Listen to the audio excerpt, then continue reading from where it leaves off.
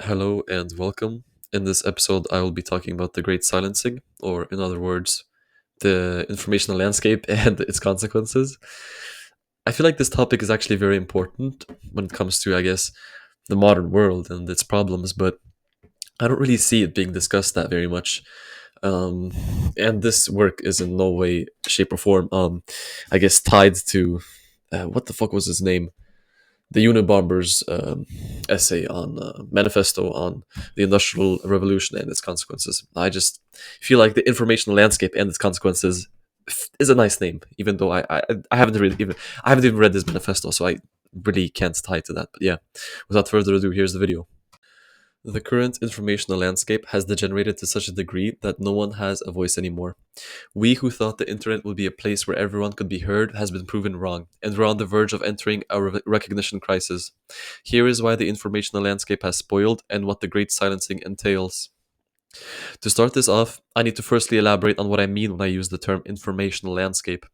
The informational landscape is the collective brain of the social media networks, the network of information or societies and social media sites spread out to the masses. So that's pretty self explanatory. That's basically what we as a collective society think about and I guess set our spotlights on in and that's on the internet. Yeah, what floats to the surface and what sinks to the bottom determines what we as a collective society have knowledge of and care about. Obviously, yeah, this is self-explanatory. I don't need to go into depths about that. Moreover, it is no longer the average individual who controls the informational landscape, but rather a highly specialized group of influencers which study the human psychology and the statistics behind the social media algorithms. We no longer have our own unique voice, and we're forced to adopt the personas, personalities, mindsets, and beliefs of these various influencers, projecting them onto the world as our own. The informational landscape has been manipulated and taken over by those who know how the game works. The average person who works a 40-hour work week and has a family to take care of has no chance of keeping up. A voice has become a privilege in our modern times. And obviously, in this essay, I will be kind of, I guess, dramatizing this entire endeavor and not endeavor, dramatizing this entire phenomenon because, I mean, okay, the reason I do this is because it's a very pressing topic and it's a very pressing problem, but I know it's not that big in our time right now, but I know it will be in the future because, I mean, you see right now, like, schools are beginning to go digital. You know, more people are spending time online.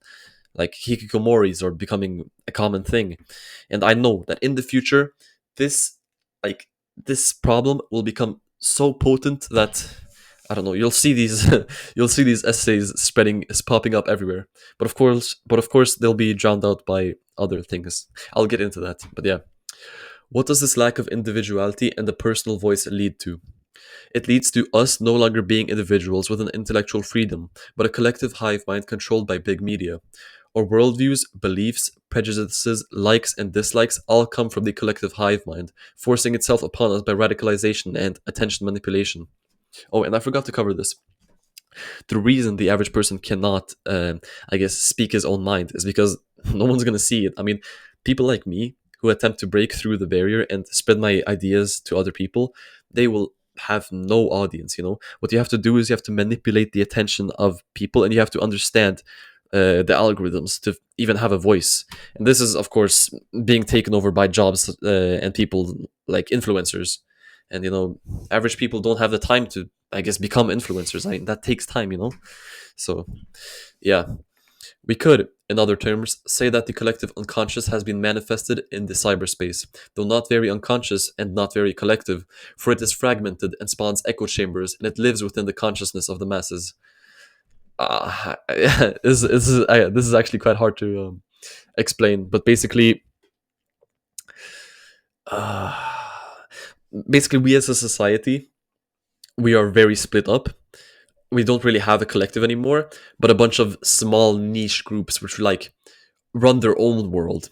And this is what I mean by the Schumann resonance. You know, the Schumann resonance. It's a wait. Did I even say that the? Oh, I didn't even say the Schumann resonance. Wait. I didn't even go over that.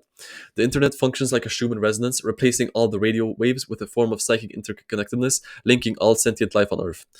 The Schumann resonance is basically, I got this from the anime Lane, but It's these radio waves which go around the world, and basically it connects.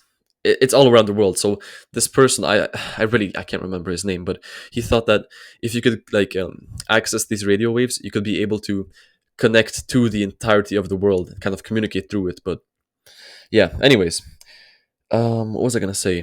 Oh yeah, so instead of a collective consciousness or a collective unconsciousness being the thing which I guess dominates in the modern world, we have a bunch of small niche groups. I already said this, but we have a lot of small like echo chambers, and it's very fragmented. And damn, this is hard to explain. Wait, I hope you guys understand this, but yeah, wait, let me keep going. The difference between reality and the cyberspace, incalculable, for they have been meshed together in one fell swoop. What I'm saying here is basically that um, the informational landscape is so powerful and the internet is so powerful that basically the internet and the real world are becoming one. I mean, if you just look at our modern language, you hear people using internet terms all the time, referring to internet things. I mean, the internet is basically, it is the real world nowadays. So they have been meshed together, and the difference between reality and the cyberspace, as I said, incalculable. And this is why the Schumann resonance and these echo chambers are important, because they're we're living in different worlds. If the internet and reality are the same thing, and if the internet has these like small niche groups which people adhere to and have their own culture, then that just means that we're really uprooted in the Simone Veilian term. Yes.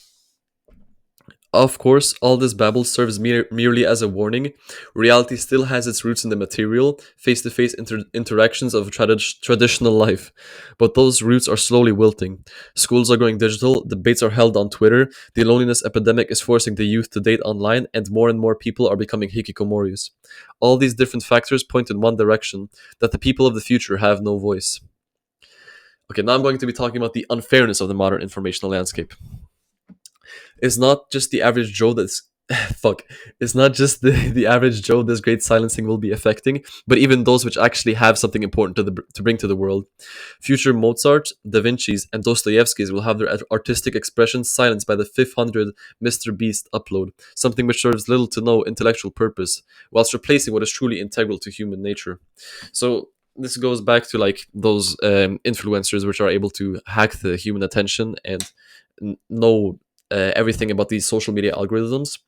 People like Dostoevsky and I guess Mozart. I mean, back in the days, we had better attention spans. We had mediums which I guess promoted their works. I mean, if you had Dostoevsky publish a new book, people would go crazy over it. I mean, people would be talking about it on the street. But now, I mean, if you see a person like Dostoevsky publish a new book, people will, I mean, forget about it. For you have Mr. Beast uploading. I mean, why would you need Dostoevsky when you have the 500 Mr. Beast upload? So yeah, creativity has been replaced with pleasure. Humanity no longer seeks the Nietzschean way forward of creating and finding meaning in suffering. It has regressed into a natal psychology, suckling from its mother's comfortable tit of entertainment. Who needs creativity, meaning, and beauty when we have Instagram Reels? Moreover, real thinkers and revolutionaries never advertised their products in the literal sense. Sure, they might have published their works and made it accessible to the masses through use of poetic language or simple wording, but there has never existed a revolutionary who actively went out into the streets promoting his work like a salesman.